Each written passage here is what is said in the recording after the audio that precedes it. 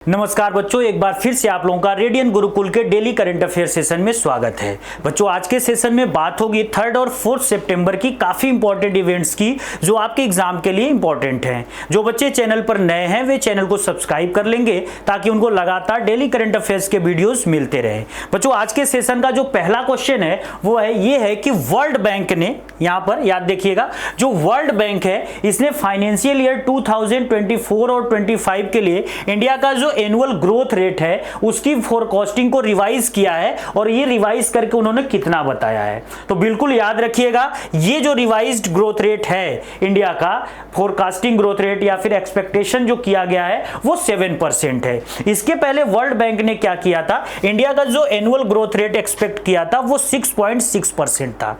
इसको दोबारा से इन्होंने रिवाइज किया है और अब इसको 7% बता रहे हैं। ठीक है, अगर हम वर्ल्ड बैंक की बात करें बच्चों, तो वर्ल्ड बैंक की जो एस्टेब्लिशमेंट है जुलाई 7 को 1944 में की गई थी और इसका हेडक्वार्टर वाशिंगटन डीसी में है।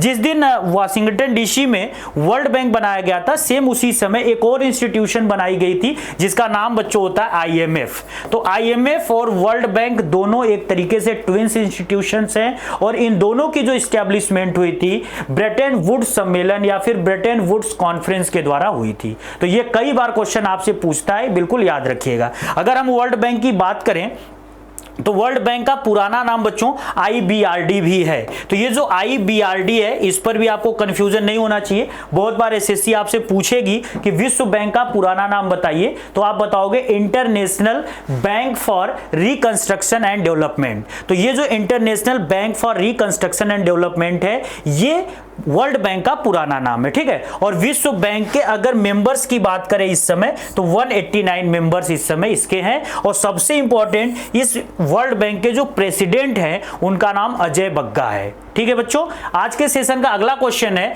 रूरल डॉक्टर मूवमेंट्स, जिनको अभी रिसेंटली रमन मैग्सेसे अवार्ड 2024 मिला है, इनका संबंध किस देश से है। तो आपको पता है होगा कि 2024 में अभी रिसेंटली क्या है 66th एडिशन मैग्सेसे अवार्ड यानी रमन मैग्सेसे अवार्ड का डिस्ट्रीब्यूट किया गया है और इसको जो दिया गया ये कई क्राइटेरिया में दिया गया। जैसे आप इसको देख सकते हो कि वर्ष 2024 में यह प्रतिष्ठित पुरस्कार भूटान के कर्मा फुटेंसो, ये जो भूटान के कर्मा फुटेंसो हैं उनको, इसके अलावा वियतनाम के गुएन थी नोक फुओंग, तो ये जो वियतनाम की एक डॉक्टर हैं इनको, इसके अलावा इंडोनेशिया के फरवीजा फरहान, तो ये हैं इंडोनेशिया की एक फॉरेस्ट कंजर्वेशन करने वाली जो फॉरेस्ट को बचा रही हैं तो उनको, इसके अलावा जापान के हयायो मियाजाकी, ये है जापान के हयायो मियाजाकी, और साथ ही थाईलैंड का रूरल डॉक्टर्स मूवमेंट। तो ये 5 अलग क्राइटेरिया में इन लोगों को यहां पे अवार्ड दिया गया है, बिल्कुल याद रखिएगा। तो रमन मैग्सेसे अवार्ड इस बार कितने इंडिविजुअल या फिर ऑर्गेनाइजेशन को दिया गया वो याद रखिएगा 5। अगर हम रमन मैग्सेसे की बात करें बच्चों तो रमन मैग्सेसे को नोबेल ऑफ एशिया बोला जाता है क्योंकि यह एशिया का सबसे बड़ा पुरस्कार होता है और ये किसी इंडिविजुअल को भी दिया जा सकता है और ये ऑर्गेनाइजेशन को भी दिया जा सकता है। तो यहां देखिए कई इंडिविजुअल को मिला और यहां एक ऑर्गेनाइजेशन को भी मिला। ठीक है, तो ये बिल्कुल याद रखिएगा, जो सोसाइटी में समाज में अपना कंट्रीब्यूशन करते हैं समाज के वेलफेयर को बढ़ाने के लिए, उन्हीं लोगों को ये अवार्ड दिया जाता है। 2009 से पहले इस अवार्ड को क्या किया जाता था, 6 अलग अलग क्राइटेरिया में दिया जाता था। याद रखिएगा 2009 से पहले इसको 6 अलग अलग क्राइटेरिया में दिया जाता था, लेकिन 2009 में इसको सब क्राइटेरिया बंद कर दिया गया और सिर्फ एक क्राइटेरिया यहां पे रखी गई जिसका नाम रखा गया इमर्जेंट लीडरशिप, और तब से लेकर अब तक सिर्फ इमर्जेंट लीडरशिप की क्राइटेरिया में अलग अलग लोगों को अवार्ड दिया जाता है। अगर हम लोग रमन मैग्सेसे अवार्ड की बात करें तो यह अवार्ड पहली बार 1958 में डिस्ट्रीब्यूट किया गया था। ठीक है बच्चों, इसके बाद अगला क्वेश्चन है, where will the ICC World Test Championship final be held from June 11 to 15 2025। तो ये भी एक बहुत बड़ी न्यूज आ गई है। आईसीसी वर्ल्ड टेस्ट चैंपियनशिप का ये 3rd एडिशन है। इसके पहले 2 बार आईसीसी वर्ल्ड टेस्ट चैंपियनशिप हो चुका है। क्योंकि आज के इस इतने बिजी समाज में, इतने बिजी लोगों को समय नहीं होता कि वो दिन भर या फिर 5 दिनों तक टेस्ट क्रिकेट मैच देखें। आप देखते हो कि आजकल T20 के जो क्रिकेट हैं वो काफी पॉपुलर हैं, क्योंकि लोगों के पास समय ही नहीं होता है कि वो लगातार दिन भर जाकर मैच देखें। तो इसी सब की जो वनडे फॉर्मेट है, टेस्ट क्रिकेट फॉर्मेट है, इसकी जो रोचकता है वो धीरे धीरे खत्म हो रही है। और इसी रोचकता को बरकरार रखने के लिए आईसीसी ने एक नया कॉन्सेप्ट लेकर आया टेस्ट चैंपियनशिप का। इसमें इन्होंने क्या बोला कि 2 सालों तक सभी टीमें टेस्ट खेलेंगी और फिर उनका एक पॉइंट टेबल बनता रहेगा और उस पॉइंट टेबल में जो टॉप 2 टीमें होंगी उनके बीच फाइनल कराया जाएगा और फिर उसको जो जीतेगी टीम उसको वर्ल्ड टेस्ट चैंपियनशिप का खिताब दिया जाएगा। तो अभी ये 2 बार हो चुका है, इस बार ये तीसरा एडिशन होगा और इसका जो एडिशन होने वाला ये तीसरा वाला 11 से 15 जून 2025 के बीच होगा। और ये कहां पर होगा तो बिल्कुल याद रखिएगा, इंग्लैंड के लंदन का जो क्रिकेट ग्राउंड है लॉर्ड्स, जिसको क्या बोलते हैं लॉर्ड्स, वहां पर इसको आयोजित किया जाएगा। बिल्कुल यहां पे एक चीज और समझिएगा कि ये होम ऑफ क्रिकेट जो लॉर्ड्स है इसको होम ऑफ क्रिकेट भी कहते हैं। और अब तक जो 2 final match World Test Championship के हो चुके हैं, एक 2021 में हुआ था साउथहैम्पटन में जिसको न्यूजीलैंड ने जीता था, और एक 2023 में द ओवल के ग्राउंड पे हुआ था इंग्लैंड के, जिसको ऑस्ट्रेलिया ने जीता था। ठीक है, और सबसे मजेदार बात बच्चों ये है, इन दोनों फाइनल मैचों में इंडिया की टीम को हार का सामना करना पड़ा था। एक बार फिर से ये जो अगला टेस्ट चैंपियनशिप होने वाला है फाइनल, इसमें इंडिया की टीम लीड कर रही है अब तक पॉइंट टेबल में। तो इंडिया का तो फाइनल में जाना लगभग तय है और दूसरी टीम जो फाइनल में जा सकती है जो 2nd प्लेस पे रहेगी, और इस समय करेंटली अगर देखा जाए तो ऑस्ट्रेलिया है 2nd प्लेस पे। तो ये फाइनल चूंकि जून में होगा तो अभी 5-6 महीने और बचे हुए हैं, तो इसमें अभी देखा जाएगा कि अभी और भी कोई टीम अगर टेबल में ऊपर आती है तो उसका यहां पे स्थान हो जाएगा। अगला बहुत इंपॉर्टेंट क्वेश्चन है बच्चों, where will the ICC World Test Championship final be held from June 11 to 15 in 2025। तो 2025 में 11 से 15 जून के बीच वर्ल्ड टेस्ट चैंपियनशिप का फाइनल मैच होगा और इसको कहां पर ऑर्गेनाइज किया जाएगा आईसीसी ने डिक्लेयर कर दिया है। और इन्होंने कहा कि ये लंदन का जो ऐतिहासिक क्रिकेट ग्राउंड है लॉर्ड्स, वहां पर इसको हम आयोजित करेंगे।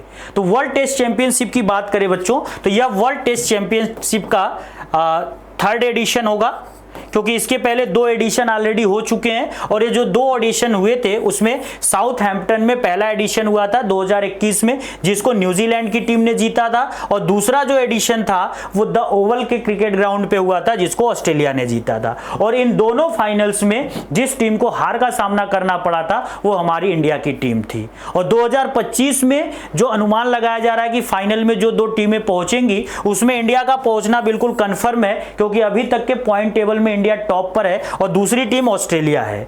क्योंकि फाइनल अभी जून 2025 में होगा तो हो सकता है कि अभी कोई टीम और आप पॉइंट टेबल में आगे आ सकती है, लेकिन आप ये लगा लो, बिल्कुल एक्सपेक्ट कर लो कि हो सकता है इन्हीं दोनों टीमों के बीच में फाइनल किया जाए। इसके बाद बच्चों आज के सेशन का अगला क्वेश्चन अभी हम देखेंगे, लेकिन इसके पहले ये देख लो, ये है हमारा जो लॉर्ड्स का क्रिकेट ग्राउंड। आज का अगला क्वेश्चन है, exercise Varun 2024 between the Indian and French navies was conducted in which location. तो भारत और फ्रांसीसी नौसेना के बीच जो अभ्यास एक्सरसाइज होता है, नेवल एक्सरसाइज है ये, इसका नाम वरुण है और ये 2024 में किस स्थान पर आयोजित हो रहा है। तो बिल्कुल इस समय ये एक्सरसाइज चल रहा है और बिल्कुल याद रखिएगा ये मेडिटेरियन सी में इसको आयोजित किया जा रहा है। पिछले बार जो इसका वर्जन हुआ था, एडिशन हुआ था, वो अरेबियन सी में हुआ था, इस बार इसको मेडिटेरियन सी में आयोजित किया जा रहा है। ये देखिए इस एक्सरसाइज को स्टार्ट कर दिया गया है और ये इस बार जो एक्सरसाइज हो रहा है उसका वरुण का 22वां एडिशन है, ये भी आपको याद रखना है। इस एक्सरसाइज को पहली बार 1993 में इंट्रोड्यूस किया गया था और 2001 से इसका नाम क्या कर दिया गया, वरुण। तो वरुण एक्सरसाइज बिल्कुल इंपॉर्टेंट है, याद रखिएगा। और ये जो वरुण है मेडिटेरियन सी में 2 से 4 सितंबर के बीच में आयोजित किया जा रहा है। अगर हम इंडियन नेवी की बात करें बच्चों तो इंडियन नेवी का जो एस्टेब्लिशमेंट हुआ था 26 जनवरी 1950 के दिन हुआ था। और ये जो इंडियन नेवी है हमारे, एक तरीके से जो मिलिट्री है हमारी, उसका एक पार्ट होता है इंडियन आर्मी और इंडियन एयरफोर्स के साथ। आज के सेशन का एक और क्वेश्चन बहुत बेहतरीन है। PM Modi visit Singapore on September 4 and 5 2024। तो प्रधानमंत्री आज सिंगापुर जाने वाले हैं, 4 और 5 सितंबर का उनका दौरा है। और यहां जब ये सिंगापुर जा रहे हैं तो वहां पर ये किससे मिलेंगे, यानी कि सिंगापुर के प्राइम मिनिस्टर कौन है, तो बिल्कुल याद रखिएगा लॉरेंस वोंग।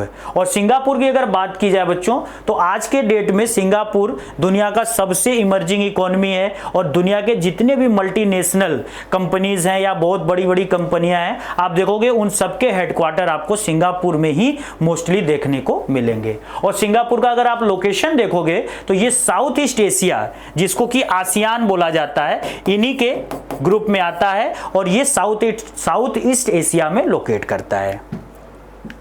इसके बाद बच्चों आज के सेशन का बिल्कुल लास्ट क्वेश्चन है, what was the primary reason for introducing the Aparajita women and child bill in West Bengal.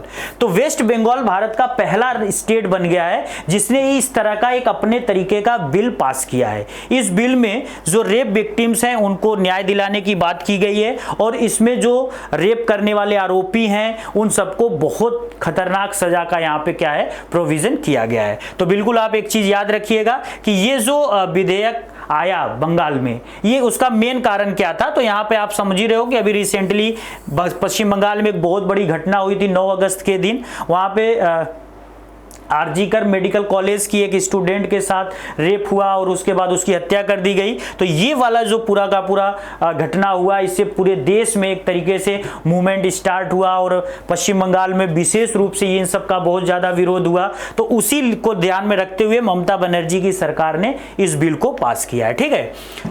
और यहां पे सबसे इंपॉर्टेंट बात याद रखिएगा कि इस बिल में एक तरीके की डेथ पेनल्टी यानी कि मृत्यु दंड की सजा का प्रावधान किया गया है उन अपराधियों के लिए जो रेप पीड़िता, जिस लड़की के साथ रेप करते हैं, अगर उसकी डेथ हो जाती है अथवा उस रेप पीड़िता को उस पर्टिकुलर स्थान पर उसी हाल में वो छोड़कर भाग जाते हैं तब।